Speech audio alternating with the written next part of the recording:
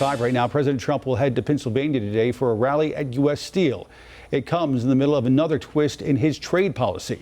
As NBC's Alice Barr explains, the president is getting a win this morning out of what was a loss.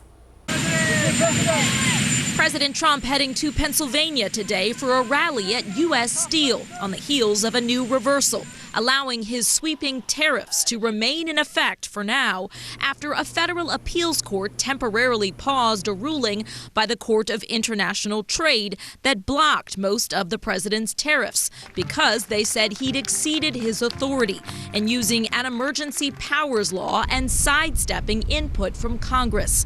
President Trump slammed the ruling overnight, saying if it stands, it would completely destroy presidential power and arguing that getting congressional approval for tariffs would dramatically slow the process as his administration negotiates trade deals with world leaders. Very adamant that this is the right approach. And so, while we're ready for a backup plan that's never going to happen because this is going to work.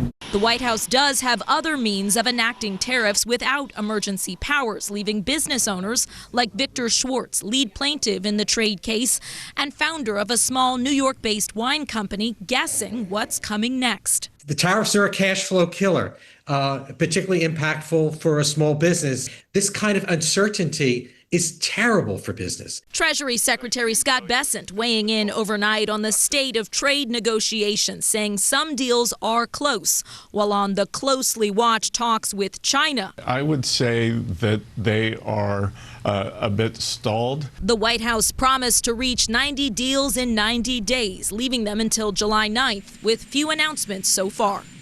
President Trump's Pennsylvania rally today is aimed at promoting a partnership between U.S. Steel and a Japan-based steel company. The president had vowed to block Nippon Steel from buying the iconic American company before announcing an agreement for what he called partial ownership, with the company staying under U.S. control. The details have not yet been released.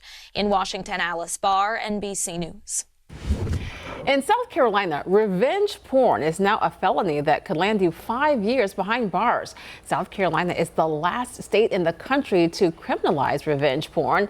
The new law makes the intentional sharing of revenge porn a felony. But if it's done unintentionally, that is a misdemeanor with a penalty of up to 1 year in prison.